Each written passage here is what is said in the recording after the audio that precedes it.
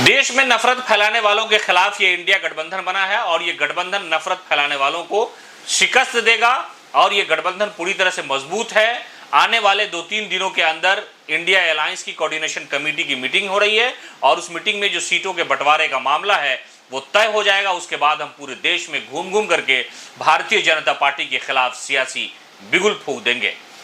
ये जो बातें हैं वो कह रहे हैं राजद सुप्रीमो लालू प्रसाद यादव 2 दिनों के देवघर दौरे पर पहुंचे और बाबा बैद्यनाथ की पूजा अर्चना करने के बाद वो मीडिया से बातचीत कर रहे थे। इस दौरान लालू प्रसाद यादव जो है वो अपने बिल्कुल सियासी रंग में नजर आए और उन्होंने कहा कि हमने बाबा से यहाँ जो मांगा है वो मांगा है, ये भी मांगने की कोशिश की है, ये भी बताया है बाबा को कि देश में नफरत बहुत ज़्यादा फैल गई है, हम सब लोग एकजुट हो गए हैं, इंडिया अलायंस पूरी तरह से इत्तेहाद और मुत्तहिद है, एकजुट है और इसी अलायंस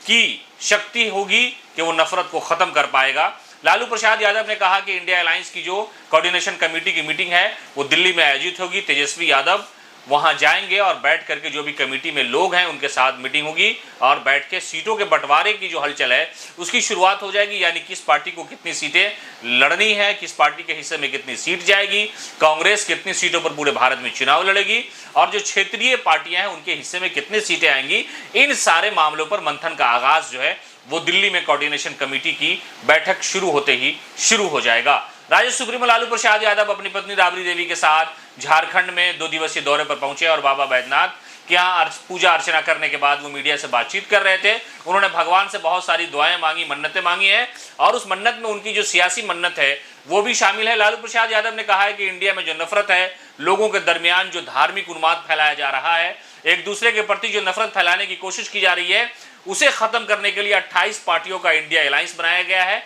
और इसी अलायंस की वजह से हम पूरे भारत के लोगों को समझा पाएंगे कि नफरत फैलाने वालों को दोबारा सत्ता में जगह नहीं देनी है। और इन सारे मामलों को लेकर के जो दिल्ली में मीटिंग हो रही है वो सीटों के बंटवारे को लेकर के उस मीटिंग का आगाज होगा और इस आगाज के बाद अंजाम तक सारी चीजें पहुंच जाएंगी कि किस पार्टी को कितनी सीटें दी जानी है, किस राज्य में कौन सी क्षेत्रीय पार्टी सबसे ज्यादा मजबूत है और उसके अनुसार ही